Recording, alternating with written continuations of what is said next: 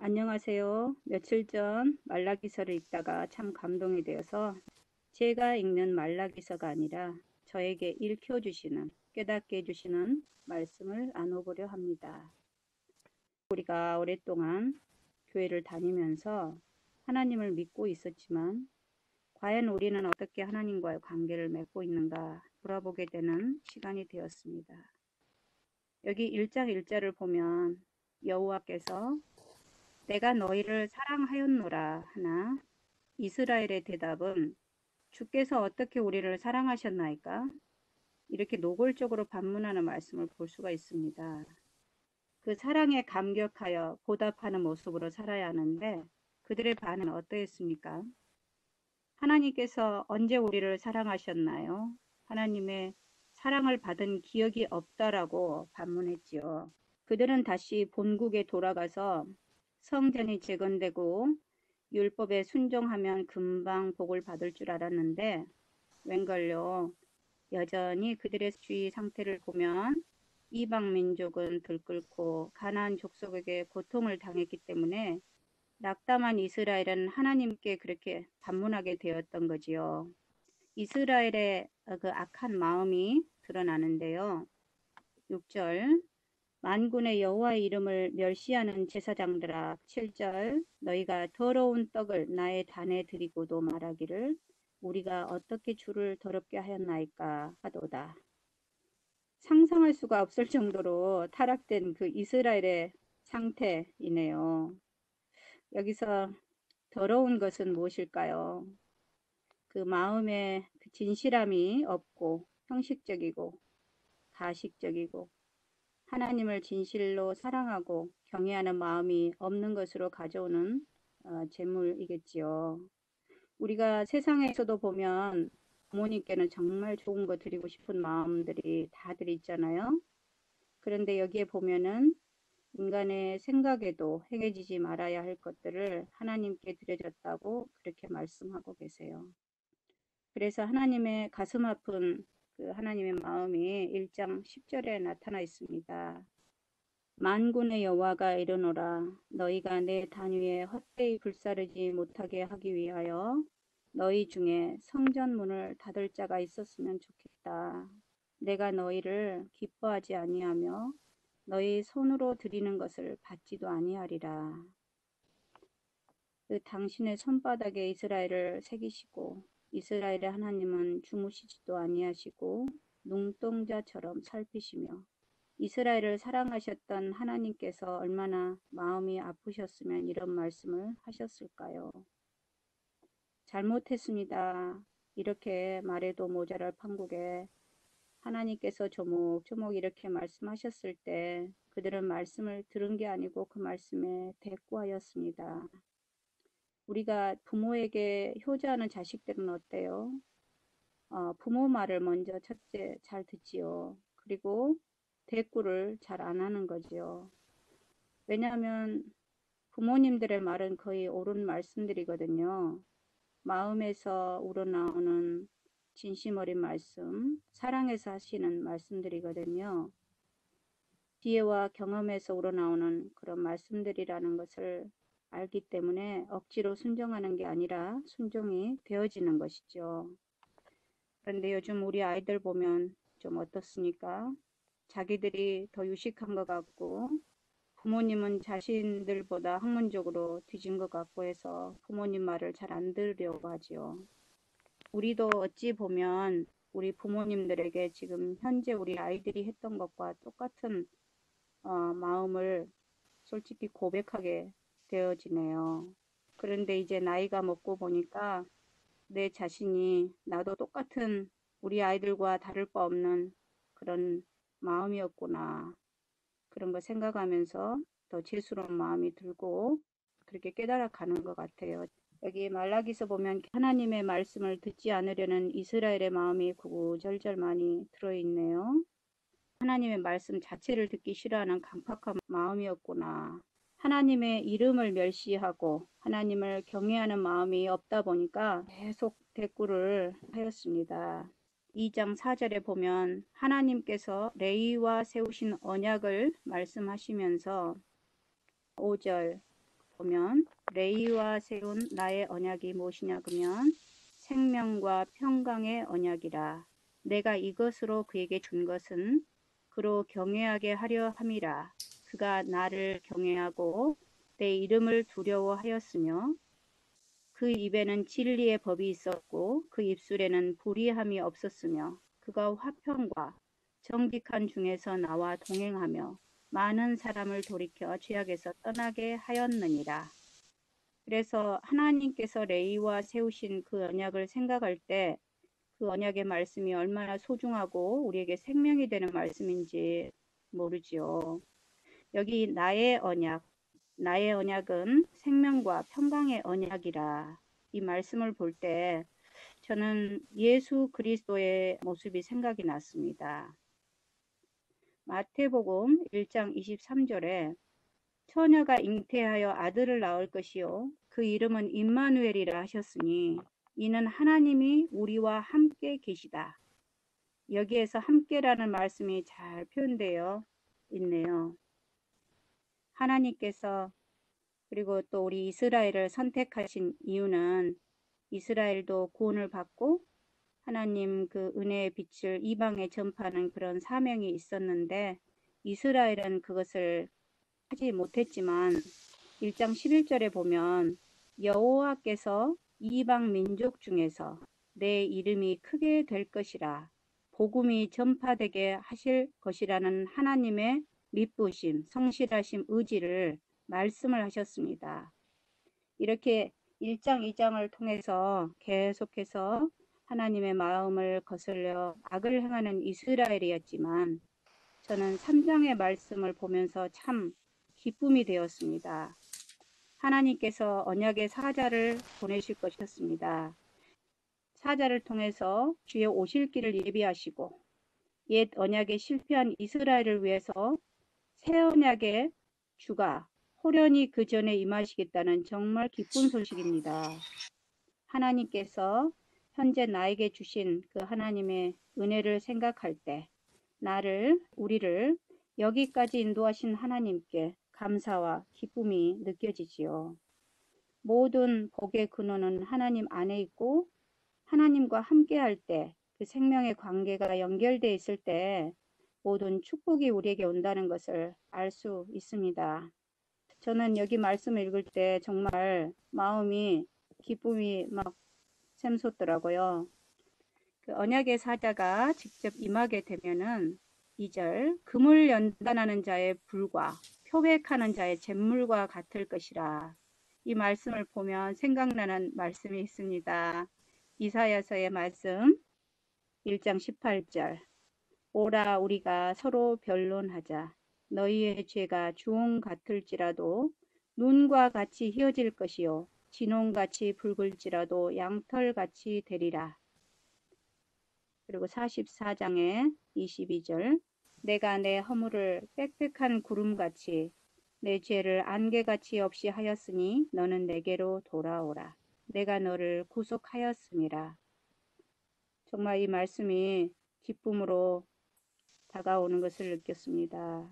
그 하나님의 마음과 함께 하나님의 율법이 우리에게 그 새 언약이신 예수 그리스도 안에서 행해 주시겠다는 축복의 말씀으로 다가오기에 감사한 마음이 들었습니다.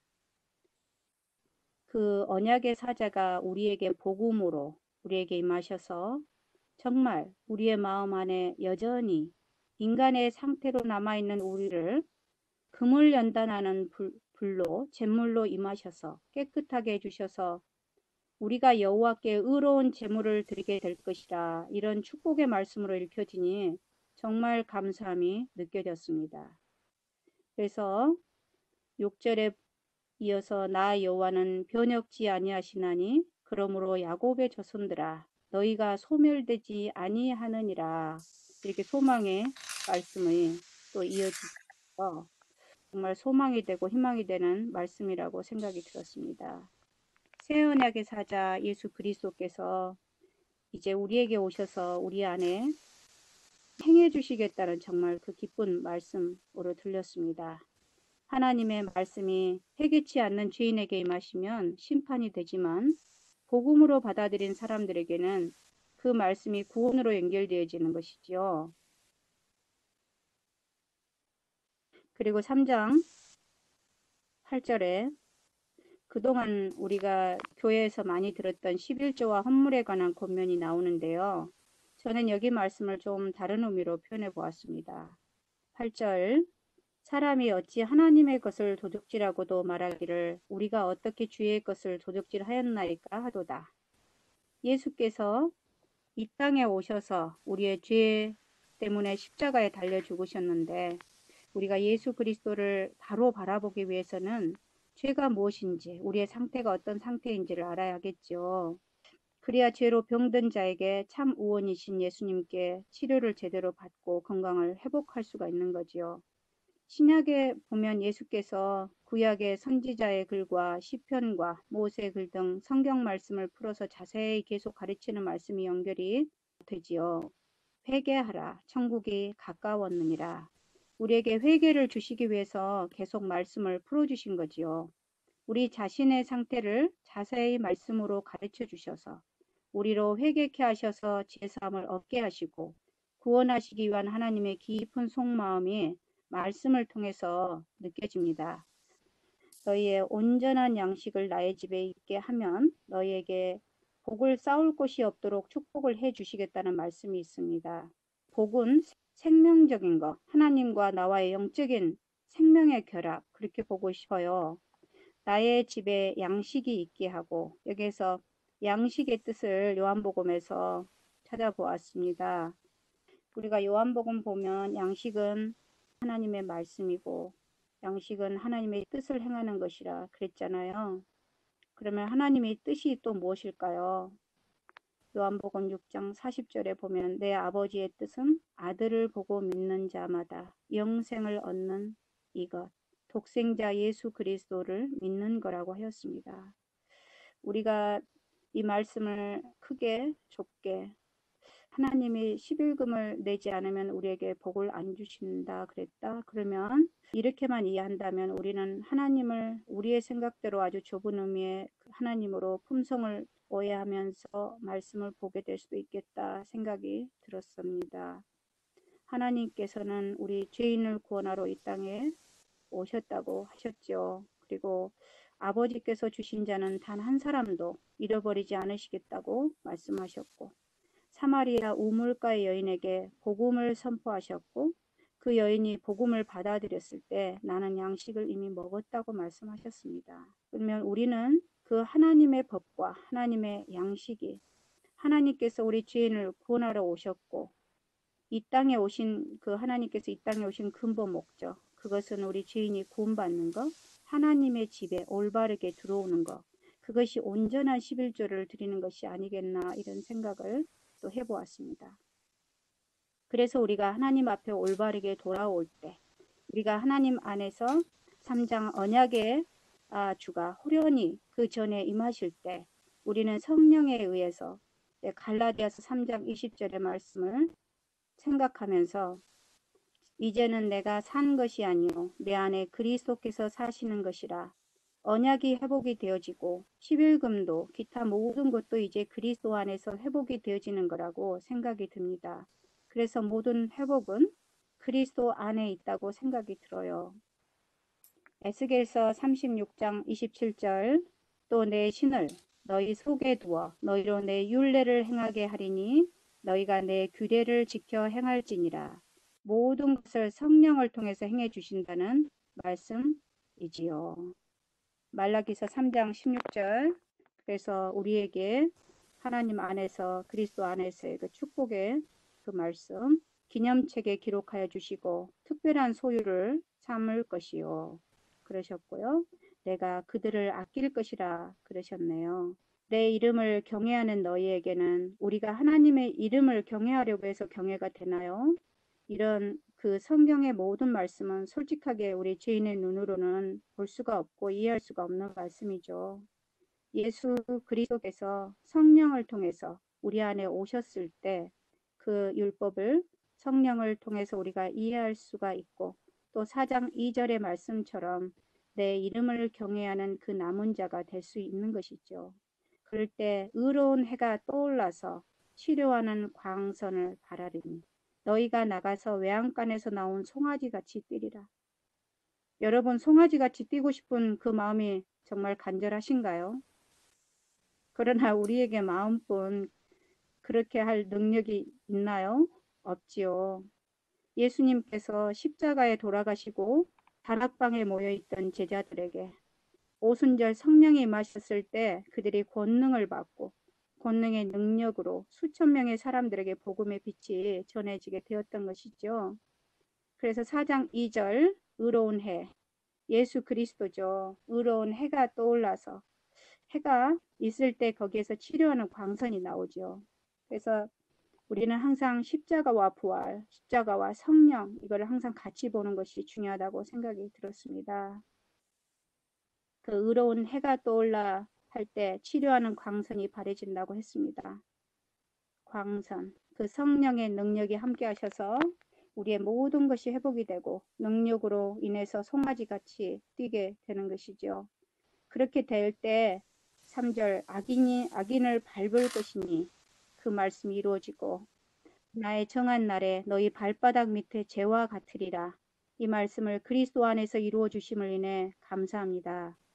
우리 스스로는 할 수가 없는 이룰 수 없는 말입니다. 하나님의 능력이 우리 안에서 이루어 주실 때 가능한 것이죠. 그리고 그 능력의 힘은 원천은 예수 그리스도 안에 있는 것이죠. 그래서 성경을 읽으면서 하나님께서 우리 안에서 행해 주신다는 그 말씀 읽을 때 우리가 아멘으로 화답할 수 있는 것 같습니다. 말씀이 좋아서 그 4절 마지막 읽어보겠습니다. 너희는 내가 호렙에서 온 이스라엘을 위하여 내 종 모세에게 명한 법, 곧 율례와 법도를 기억하라. 하나님께서 호렙에서 주신 법이 무엇입니까? 십계명이지요. 십계명은 다른 말로 하면 10개의 언약의 말씀입니다. 기억하라. 우리 안에 말씀이신 예수 그리스도께서 우리 안에 새 마음과 새 영을 주시고 그 말씀의 능력이 기억할 수 있게 해주시는 것이죠. 하나님의 말씀 속에 있는 모든 명령과 약속에는 하나님의 권능과 본질적 생명이 들어있다. 이 권능과 본질적 생명에 의해 모든 명령이 실현되고 모든 약속이 성취되는 것이다. 그 하나님의 말씀의 모든 명령은 우리에게 축복의 말씀으로 느껴지네요. 우리가 할 수 없는데 기억하라 이게 아니고요. 이미 우리 안에 계신 예수 그리스도께서 계속해서 새 언약의 말씀을 통해서 십자가에서 예수 그리스도와 하나 된 우리, 십자가에서 양자 삼아주신 우리에게 계속해서 말씀을 주심으로 하나님 안에서 온전한 하나님의 자녀로 성장할 수 있게 말씀을 통해서 양식을 계속 먹여주시는 것이죠. 그래서 6절 아비의 마음을 자녀에게로 돌이키게 하시고 자녀들의 마음을 그들의 아버지에게로 돌이키게 하리라. 그 하나님의 굳은 의지의 그 말씀이 가슴에 참 다가와서 너무나 은혜스러운 말씀이었습니다.